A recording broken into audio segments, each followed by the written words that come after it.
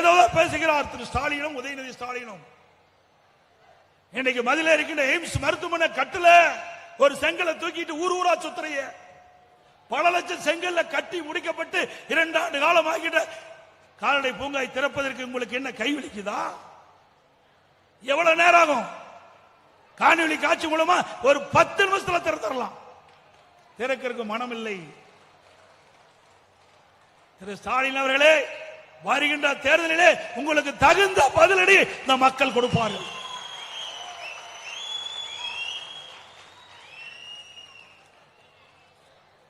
விவசாயி பத்தி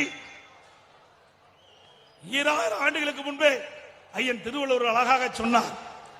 உழுதுண்டு வாழ்வாரே வாழ்வார், மற்றெல்லாம் தொழுதுண்டு பின் செல்வார் என்று. 2000 ஆண்டுகளுக்கு முன்பே விவசாயிகளுடைய பெருமையை நாட்டிற்கு பறைசாற்றினார். அதனுடைய பொருள், உழவு தொழில் செய்து வாழ்பவரே உரிமையோடு உலகில் வாழ்வதற்கு தகுதியுடையவர், மற்றவரெல்லாம் பிறரை தொழுது அவரை பின் சென்று வாழக்கூடியவராக இருப்பார் என்று நம்முடைய விவசாயியுடைய பெருமையை குரல் வடிவிலே நமக்கு பெருமை சேர்த்தவர் 2000 ஆண்டுக்கு முன்பே ஐயன் திருவள்ளுவர். அப்படிப்பட்ட மகான்கள் விவசாயிகளை பற்றி தெரிந்திருக்கின்றார். ஆனால் இங்கே இருக்கின்ற முதலமைச்சர் விவசாயிகளுடைய பிரச்சனையை தெரியாத முதலமைச்சர் இன்னைக்கு நாட்டை ஆண்டு கொண்டிருக்கின்றார். திரு ஸ்டாலின் அவர் எதிர்க்கட்சி தலைவராக இருக்கின்ற பொழுது நமக்கு நாமே திட்டம் என்ற ஒரு திட்டத்தை கொண்டு வந்தார். அந்த திட்டத்தில் ஊர் ஊரா போனார். அப்போ நம்முடைய சேலம் மாவட்டத்துக்கு வந்தார். சேலம் மாவட்டத்திற்கு தலைவாசலுக்கு வந்தார். தலைவாச கரும்பு தோட்டத்தை பார்வையிட போனார். போகும்போது ஒரு காங்கிரீட் பாதை அமைச்சு காங்கிரீட்ல கோட் ஷூட் போட்டு போட்டோ ஷூட் போட்டாங்க. அந்த பாதையில் நடந்து போய் கரும்பு பயிரை பார்த்தவர் தான் நவீன விவசாயி திரு ஸ்டாலின்.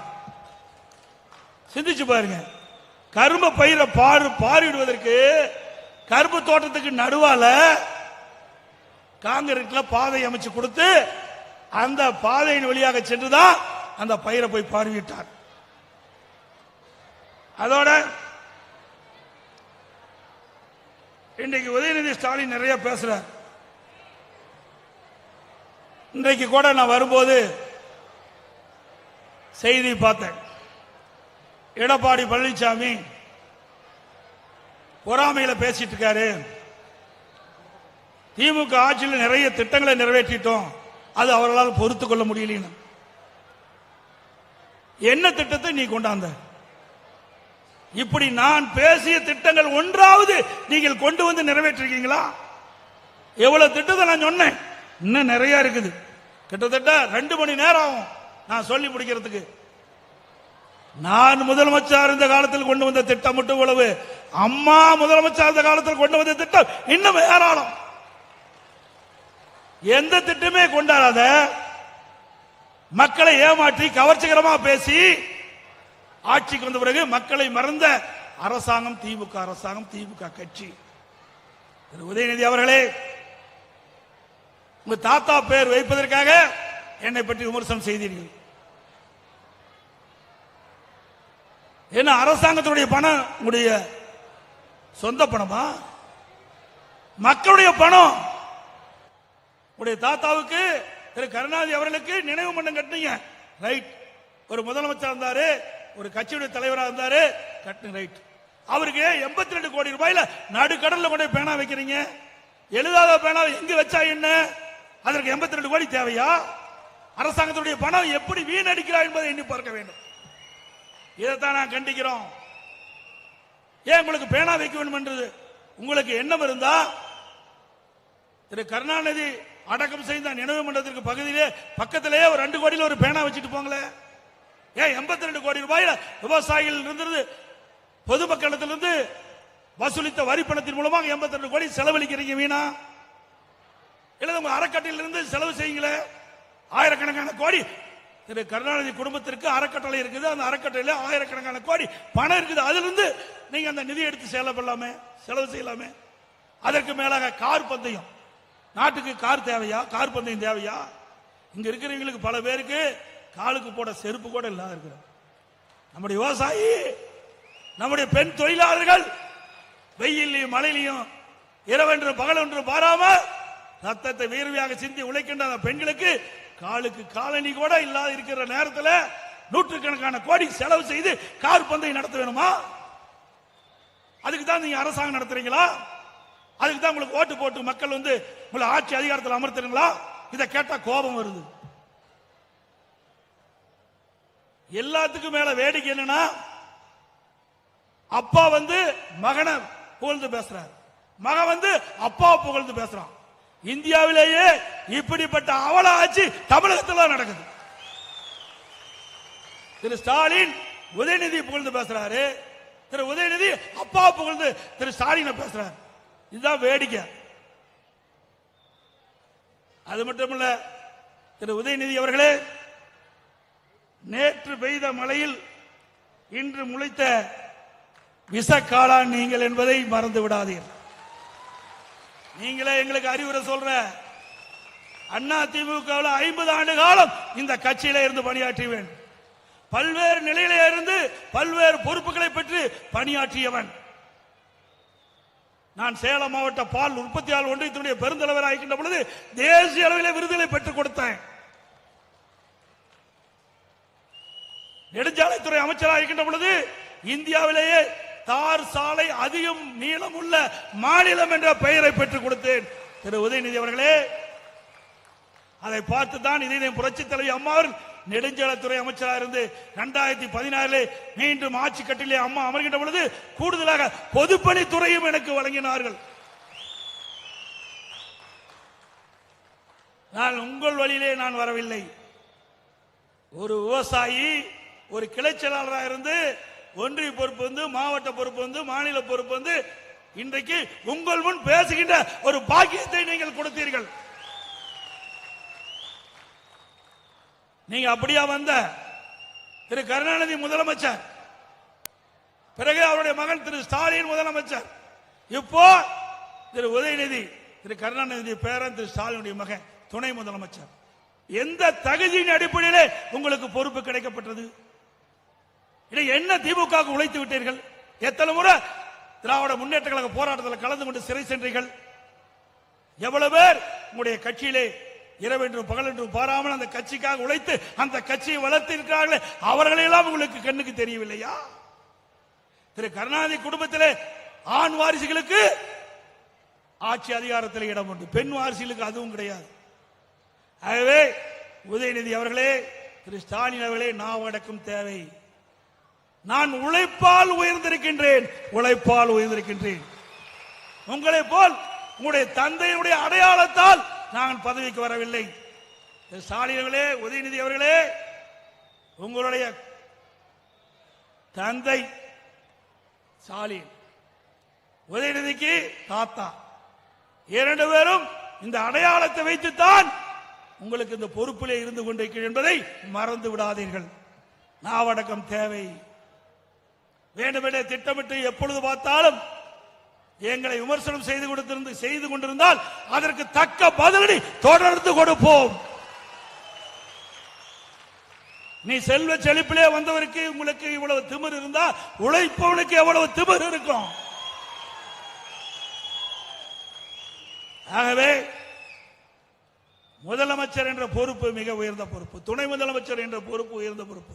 அந்தருக்கு கண்ணீத்தோடு நடந்து கொள்ளுங்கள். உங்களுக்கு ஒரு வாய்ப்பு கிடைத்திருக்கின்றது. ஏதோ கொல்லைப்புறத்தின் வழியாக ஆட்சிக்கு வந்து விட்டீர்கள். ஆட்சிக்கு வந்த பிறகு மக்களுக்கு என்ன சேவை செய்ய வேண்டும் என்று எண்ணி பாருங்கள். அதெல்லாம் கிடையாது. குடும்பத்துக்கு சேவை செய்யதான் திரு கருணாநிதி குடும்பம் இருந்துட்டு இருக்குது. திராவிட முன்னேற்ற கழகத்தில் இருக்கின்ற நிதியமைச்சராக இருந்த பள்ளிவேல் தியாகராஜன் அவர்கள் ஒரு ஆடியோவில் குறிப்பிட்டார், திரு உதயநிதி அவர்களும் திரு சபரீசன் அவர்களும் 30,000 கோடி பணத்தை வைத்துக் கொண்டு என்ன செய்வது என்று தடுமாறிக் கொண்டிருக்கிறார் என்று அந்த ஆடியோ செய்தி. அந்த பணத்தை காப்பாற்றுவதற்கு தான் இன்றைக்கு பாரதிய ஜனதா கட்சியோடு கைகோர்த்துக் கொண்டிருக்கின்றீர்கள். கூட்டணியிலே இருப்பது காங்கிரஸ் கட்சி, கூட்டணியிலே திமுக இருப்பது காங்கிரஸ் கட்சியோடு. அண்மையிலே கருணாநிதியுடைய 100ஆண்டு விழா நாணய வெளியீட்டு விழா, யாரை கூட்டிட்டு வரீங்க? பாரதிய ஜனதா கட்சி சேர்ந்த அங்க இருக்கின்ற மத்திய அமைச்சரை கூட்டிட்டு வந்து நாணயத்தை வெளியிடுறீங்க. இரட்டை வேடம் போடுகின்ற ஒரே கட்சி திமுக கட்சி தான். ஏன்னா அந்த பணத்தை பாதுகாக்க வேண்டுமல்ல. இன்னொன்னு சொல்றார் திரு உதயநிதி இன்னைக்கு பேசும்போது, ரெய்டை கண்டு எடப்பாடி பழனிசாமி பயந்துட்டாரு. ரெய்டை கண்டு நான் பயந்துகிட்டேன். நல்லா சிந்திச்சு பாருங்க. அண்மையிலே ஒரு ரெய்டு நடந்தது. தவறுதலா பத்திரிகையில போட்டிருந்தாங்க. உடனடியா நம்முடைய மாவட்ட இளங்கோவன் அவர்கள் அந்த பத்திரிகை மீது வழக்கு போட்டுக்கிறோம். அந்த தவறான செய்தி வச்சுக்கிட்டு நீங்க பேச வேண்டாம். அது மட்டும் இல்லாம என் மீது உங்களுடைய கட்சியை சேர்ந்த ஒரு பொறுப்பாளர் நீதிமன்றத்திலே வழக்கு தொடர்ந்தார். உச்சநீதிமன்றம் வரை சென்றது. உச்சநீதிமன்றத்திலே உயர்நீதிமன்றம் மீண்டும் விசாரிக்க வேண்டும் என்று வந்த பொழுது உங்கள் சார்பாக என் மீது வழக்கு போட்ட அந்த நபரே வழக்கை திரும்ப பெறன்னு சொன்னார். நான் இல்ல, வழக்கை நடத்துறேன்னு சொன்னேன். வழக்க நடத்துறேன்னு சொன்னேன்.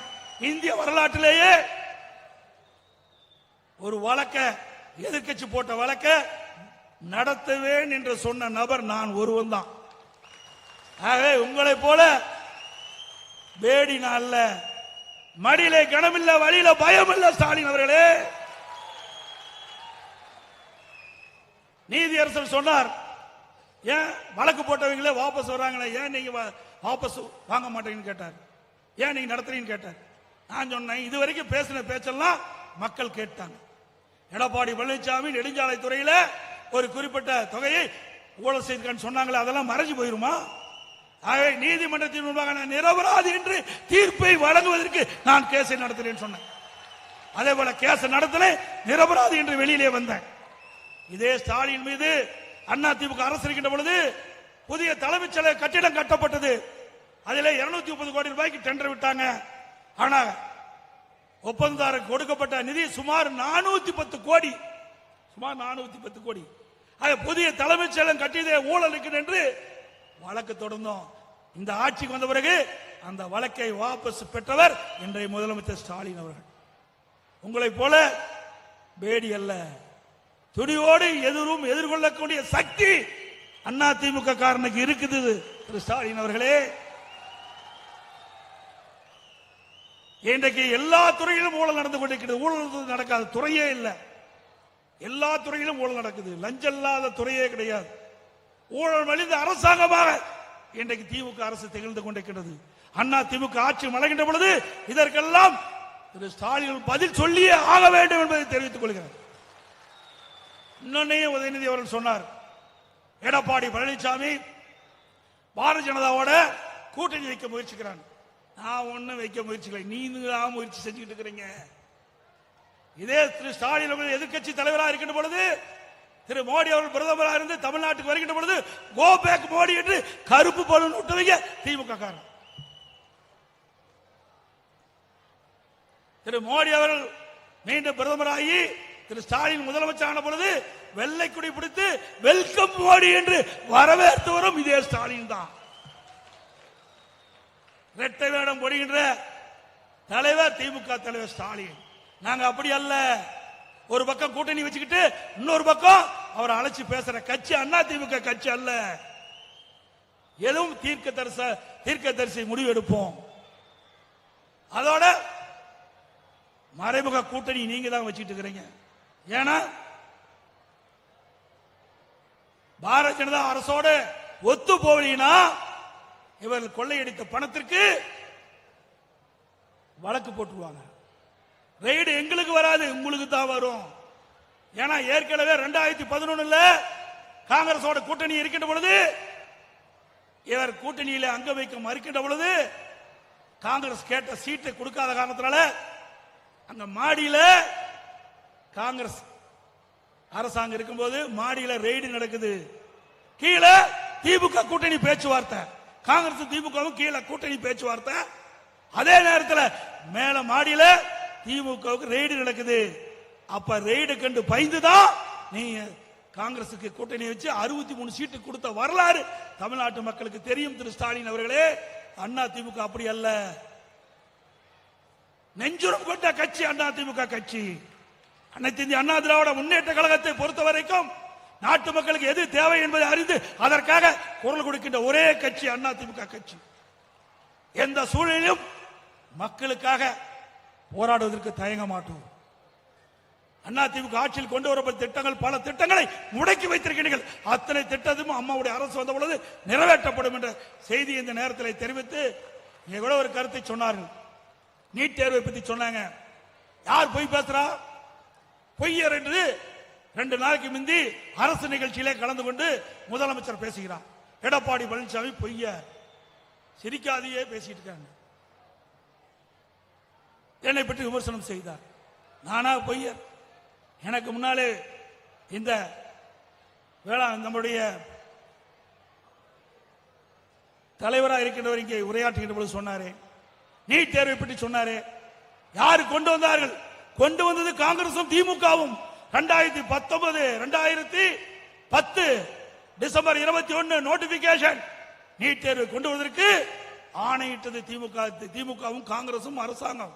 மத்தியில் அரசாங்கம் இருக்கின்ற பொழுது அப்பொழுது மத்திய இணையமைச்சர் காந்தி செல்வன், திமுக கட்சி சேர்ந்த மத்திய சுகாதாரத்துறை இணையமைச்சர் திரு காந்தி செல்வன் இருக்கும் போதுதான் நீட் தேர்வை கொண்டாந்தீங்க. தேர்தல் நேரத்தில் என்ன சொன்னீங்க? ஆட்சிக்கு வந்தவுடன் முதல் கையெழுத்து நீட் தேர்வு ரத்து செய்யப்படும். 42 மாதம் உருண்டு ஓடிவிட்டது. இன்னும் நீட் தேர்வுக்கு விலக்கு கிடைக்கல. அதுக்கு பிறகு உதயநிதி பேசினார், நீட் தேர்வு ரத்து செய்வதற்கு எங்களுக்கு ரகசியம் இருக்கிறார். 42 மாத காலமா அந்த ரகசியத்தை மூடி வச்சிருக்கிற, சீக்கிரம் ரகசியத்தை வெளியிடு, நீட் தேர்வு ரத்தாகட்டும். எப்படியெல்லாம் மக்களை பொய் பேசி மக்களை ஏமாற்றி ஆட்சிக்கு வந்து என்பது இது ஒன்னே போதும். நீங்க தான் பொய்யர், நாங்க அல்ல. அதே போல அரசு ஊழியர்களுக்கு ஆட்சிக்கு வந்தவுடன் அவள் வைத்த கோரிக்கை நிறைவேற்றப்படும் சொன்னீங்க. இதுவரைக்கும் நிறைவேற்றல. அவள் போராடிட்டு இருக்காங்க. அவர்களுக்கும் தீர்வு காணவில்லை. அதே இப்படி திராவிட முன்னேற்ற கழக அரசில் விவசாயிகளுக்கு எந்த பலனும் கிடைக்காது. துல்லியமாக தினசரி நடப்பு நிகழ்வுகளையும் கல்வி, விளையாட்டு, அரசியல், வாழ்க்கை முறை, மருத்துவம், தொழில்துறை, சினிமா, பொழுதுபோக்கு போன்ற பல்வேறு நிகழ்ச்சிகளையும் உடனுக்குடன் காண கேப்டன் டிவி மற்றும் கேப்டன் நியூஸ் சமூக வலைத்தள பக்கங்களோடு இணைந்திருங்கள். உங்கள் வணிகத்தை கேப்டன் டிவி மற்றும் கேப்டன் நியூஸில் விளம்பரத்தின் மூலம் மேம்படுத்த விருப்பமா? உடனே கீழே கொடுக்கப்படும் எண்ணிற்கு தொடர்பு கொள்ளுங்கள்.